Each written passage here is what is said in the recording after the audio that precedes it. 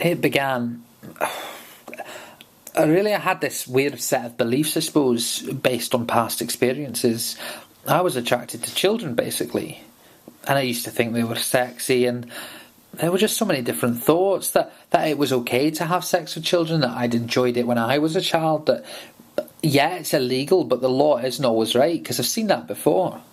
Plus, I had all sorts of weird messages, even from men at work, and they'd say things like, talking about schoolgirls, she's worth a few hours community service.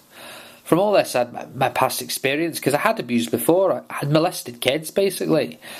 I used to masturbate thinking about an incident that happened with another girl when I was about 10. A very pleasurable sexual experience for the two of us. And I used to think about that.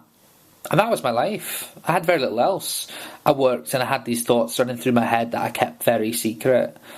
And then I was talking to someone at work about some pornography I'd borrowed from him, and he mentioned about a tape he'd made from satellite TV of a girl that looked about 14. And I called him a dirty old man. We joked about it a bit, and he asked if I could get him something from the internet. It's nothing pre-teens, because all the teenagers are doing it these days. But I thought, maybe I'm not that abnormal that most men think about sex with children. All my experience as a child told me it was normal, although you don't talk to adults about it. I know I'm sexually attracted to children who range up to 18, but maybe as young as 11. Usually they're good looking, slim. They're also vulnerable. I love them when they've a gentle smile on them. I've noticed that in many cases their dads were absent or had died.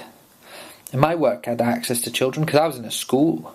What I'd normally do, I'd see a child to whom I was attracted and I'd zoom in on him or her and some friends and just chat and talk and be their friend and whatever, but always zooming in on one particular child. I'd give them a job to do, so they'd have to talk to me a bit more, but it wouldn't be obvious to anyone we were meeting alone because we were only checking books or club accounts or something like that. What I really would have in mind would be to try and get photos of them. So I'd find a way of doing that, and eventually I would make the child my friend or dependent on me in some way. A lot of the children I abused, sad to say, were poor, so money would have meant a lot to them. I was able to bring them along, so they trusted me. I was a teacher and wouldn't do harm to anybody, so they'd go along with me almost to the time of the abuse. And I felt at that time I had so much power over them that they probably couldn't get away from me in the abuse. I led them on to believe it wasn't abuse. You're helping me, I'm helping you. It wasn't a bad thing. So I could abuse them sexually. I'd been kind and thoughtful. I made sure they never spoke. It wasn't a sin and it wasn't bad. None of the children I actually abused told about it. I think I built a relationship where I was like a dad to them, and therefore I made them feel like they owed me something, owed me that they wouldn't tell. I had full sex with all the children, and oral sex together, and hugging and touching and things like that. And I would have taken photographs that I used afterwards for my own pleasure and masturbating. And this made me feel I was not doing much harm at the time, and I was not abusing anybody, but it was really building up a head of steam for me to abuse again with the same child or with a different one. Parents would never suspect, as I went home and had cups of tea with mum and dad, praised the child.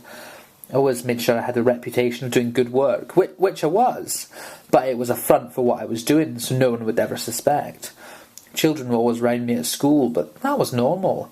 No one would ever think I was sexually abusing. That was carefully developed over many, many years. In fact, over 30 years.